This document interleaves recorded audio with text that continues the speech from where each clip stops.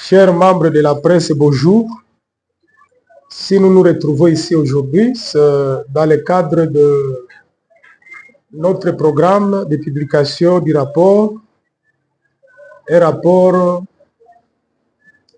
qui a été réalisé par notre consortium des organisations humanitaires. Et c'est un rapport qui concerne la situation humanitaire, sécuritaire et juridique des réfugiés congolais au Burundi. Chers compatriotes, si nous avons convoqué aujourd'hui cette rencontre, ce n'est pas pour un exercice de communication. Ce n'est pas pour commenter l'actualité. Ce n'est pas pour produire un rapport de plus. Nous sommes ici parce que des vies humaines sont en train d'être détruites dans l'indifférence totale. Je m'exprime aujourd'hui au nom d'un consortium indépendant des organisations de défense des droits humains, notamment la CRDH, Convention pour le respect des droits humains, l'APDH, Action pour les droits humains, la diaspora congolaise, les collectifs Gakondo et la mutualité Isoko aux États-Unis. Ce consortium rend public aujourd'hui un rapport d'enquête humanitaire indépendante portant sur la situation des réfugiés congolais au Burundi, enquête menée entre le 1er et le 26 janvier 2026. Un rapport de vérité, pas de convenance.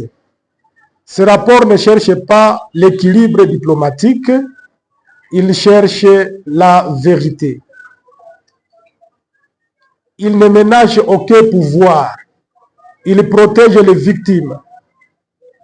Il ne repose ni sur des rumeurs, ni sur des calculs politiques, mais sur des faits vérifiés, recoupés et documentés.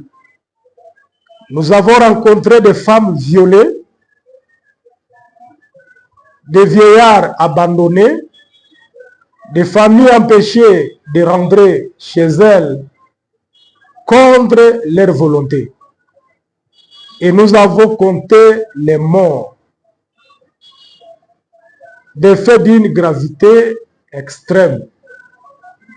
Mesdames et messieurs, les conclusions de ce rapport sont d'une gravité exceptionnelle. 12 500 réfugiés congolais vivent aujourd'hui dans des cas et sites au Burundi dans des conditions inhumaines et indignes. 120 décès documentés par nos organisations, en majorité évitables, du plus ou moins paludisme à la malnutrition, au choléra et à l'absence totale de soins. Des attaques armées répétées, des viols, des agressions à la machette et à la flèche. Des enfants meurent parce qu'il n'y a ni médicaments, ni eau potable, ni protection. Des femmes parcourent jusqu'à 8 km par jour pour chercher de l'eau au péril de leur vie. Ce ne sont pas des dommages collatéraux. Ce sont des violations graves. Le point central de notre rapport, l'arrestation forcée.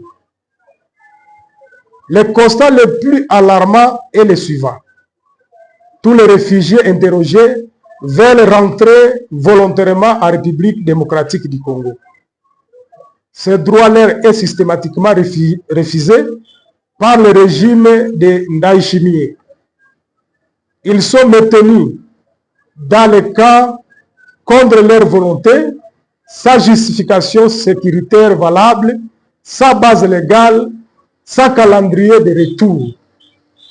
Cette pratique constitue une violation flagrante des conventions de 1951 sur les réfugiés, une privation arbitraire de liberté et, au regard du droit international, une séquestration politique collective, une instrumentalisation politique documentée. Mesdames et messieurs, les réfugiés congolais ne sont pas seulement abandonnés, ils sont instrumentalisés.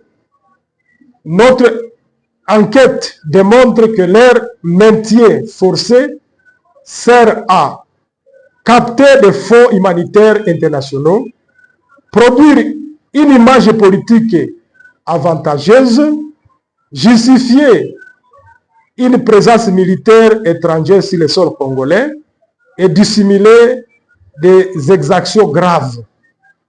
Utiliser des civils vulnérables comme levier diplomatique est une ligne rouge absolue. Qualification juridique sans ambiguïté.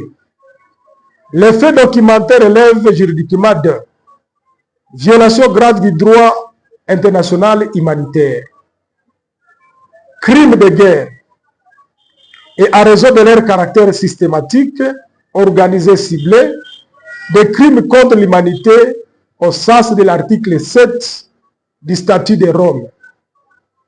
Les responsabilités sont claires.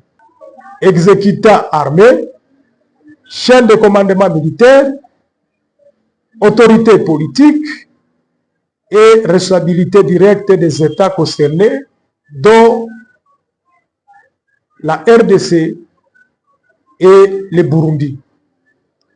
Aucune immunité ne peut couvrir ces actes. Message direct à la communauté internationale. À ceux qui observent ça agir, à ceux qui financent ça conditionné, à ceux qui savent mais se taisent, l'inaction devient complicité. Le droit international n'est pas une option. La protection des réfugiés n'est pas négociable. La dignité humaine n'est pas conditionnelle. Nous exigeons la fin immédiate de la rétention forcée des réfugiés congolais par le Burundi, l'organisation urgente du retour volontaire sûr et digne, la sécurisation effective des cas et des sites, l'ouverture d'enquêtes internationales indépendantes et la poursuite judiciaire des responsables, quel que soit leur rang. Conclusion. Un avertissement moral et juridique. Mesdames et messieurs, ce rapport était document de rupture. Il engage l'histoire, il engage les droits, il engage la conscience collective. Les réfugiés congolais ne doivent plus être traités comme des chiffres, mais comme des êtres humains. Notre consortium poursuivra ses combats jusqu'à la justice, jusqu'à la vérité, jusqu'au retour digne des victimes. Parce que cette heure aujourd'hui serait trahir l'humanité. Je vous remercie.